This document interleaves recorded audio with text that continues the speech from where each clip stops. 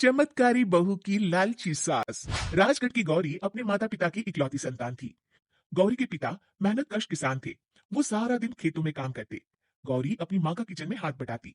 वो जंगल से लकड़ियां बीनती और माँ के चूल्हे में मदद करती। एक दिन वो जंगल में लकड़ी बीनने गई थी कि तभी उसे रोने की आवाज आती है।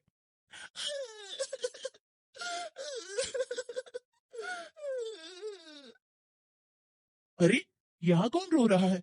इस जंगल में भला किसी के रोने की आवाज? जरूर कोई जंगल में फंस गया होगा। वो देखती है तो उसे एक परी दिखाई देती है जिसका एक पंख टूटा होता है। अरे, तुम कौन हो और क्यों रो रही हो?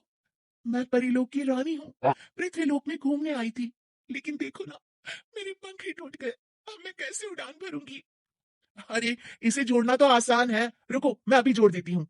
ये कहकर गौरी लकड़ी और रस्सी की सहायता से पंखों को जोड़ देती है।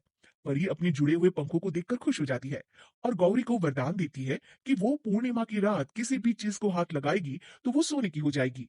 लेकिन लेकिन गलती से अगर उसने किसी इंसान को छू लिया तो वो अगली पूर्णिमा तक सोने का ही रहेगा। गौरी घर आती है और सारी बात अपने माता पिता को बताती है। गौरी की माँ उसे कहती है, तू भी ना गौरी, सारा दिन परियों की कहानियां पढ़कर स्वप्न लोक में ही रहती है। नहीं माँ, मैं सच बोल रही हूँ। देखो, आज पूर्णिमा की रात है ना, इसलिए डर के मारे मैं कोई सामान भी नहीं छू रही हूँ। अच्छा ऐसी बात है बिटिया रानी, तो जरा इस घड़े को हाथ लगा दे। गौरी घड़े को जैसे ही हाथ लगाती है वो सोने का हो जाता है। गौरी के माता पिता घड़े को देखकर हैरान रह जाते हैं। अगले दिन गौरी के पिता उस घड़े को सुनार के पास बेचने जाते हैं तो रास्ते में उन्हें कंचा काकी मिलती है। वो सोने का घड़ा देखकर गौरी के पिता से पूछती है, अरे गौरी के बापू, ये पीतल तो बड़ा चमक रहा है। अरे काकी, ये पीतल नहीं सोना है, सोना बेचने ले जा रहा हूँ। अरे कहीं कोई लॉटरी लग गई है क्या? इतना सोना? गौरी के पिता काकी को गौरी को परी द्वारा दिए वरदान के बारे में बताते हैं। काकी गौरी के पिता की बात सुनकर सोच में पड़ जाती है और फिर अगले दिन काकी गौरी के घर आती है। गौरी के बापू, तुम्हारे लिए मैं एक खुशखबरी लाई हूँ। तभी गौरी की माँ पूछती है, क्या खुशखबरी है काकी? अरे तुम्हारी बेटी का रिश्ता मैं अपने बेटे से करना चाहती हूँ। अरे कब तक अपनी सयानी लड़की को घर पर बिठा कर रखोगी? हाँ, देखो काकी, मैं ऐसे ही व्यक्ति से अपनी बेटी की शादी कराऊंगा जो गौरी के वरदान से नहीं, उसके गुणों को समझे। अरे हमें तो गौरी के गुण अच्छे लगे, इसीलिए तो आ गई हूँ मैं।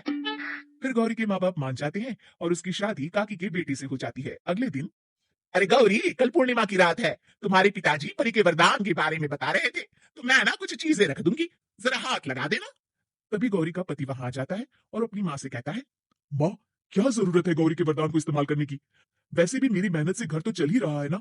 और गौरी के पिता ने भी यही कहा था कि वो ऐसे ही व्यक्ति से उनकी बेटी की शादी करेंगे जो गौरी के वरदान से नहीं, उसके गुणों को समझे। अरे बस कर किताबी बातें, तेरे लिए क्या लड़कियों की कमी थी जो मैं ये किसान की बेटी घर ले आती? और सुन गौरी, कल अगर तूने सारी चीजों को सोने का नहीं किया तो मैं तुझे घर से निकाल दूंगी और अपने बेटे की दूसरी शादी करवा दूंगी, समझी? इतना कहकर गौरी की सास वहां से चली जाती है। अगली पूर्णिमा की रात गौरी की सास गौरी के सामने ढेर सारे बर्तन रख देती है और कहती है, जल्दी कर गौरी, रात खत्म हो जाएगी, जल्दी जल्दी इन सारे बर्तनों को हाथ लगाकर सोने का कर दे। गौरी करती भी तो क्या, वो जैसे ही एक छोटे से बर्तन को छूने वाली होती है कि उसकी सास भड़क जाती है। क्या मजाक बना रखा है? इतने छोटे से बर्तन में क्या होगा? ये ले, ये बड़ा वाला बर्तन। जैसे ही बड़ा सा बर्तन लेकर गौरी की सास उसकी तरफ बढ़ती है, वैसे ही बर्तन के बाहर से वो धड़ाम से गिर जाती है। सास को गिरा देख गौरी उन्हें संभालने दौड़ती है और वो सास को हाथ लगाकर कहती है, अरे सासू माँ, क्या हो गया आपको? कहीं चोट तो नहीं लगी ना? लेकिन जैसे ही वो हाथ सास से हटाती है तो देखती है कि उसकी सास सोने की हो गई है। गौरी सोने की सास को देखकर रोने लगती है और अपने पति से कहती है, मुझे परी ने कहा था कि अगर मैं किसी इंसान को हाथ लगाती हूँ तो वो अगली पूर्णिमा तक सोने का ही रहेगा। अब मैं क्या करूं? अरे करना क्या है, माँ को उठाकर अलमारी में रख दो। और हाँ, लालच का फल बुरा ही होता है। ज्यादा बड़े बर्तन को सोने का बनाने के चक्कर में माँ का ये हाल हुआ है। ये कहकर वो दोनों माँ की तरफ देखने लगते हैं।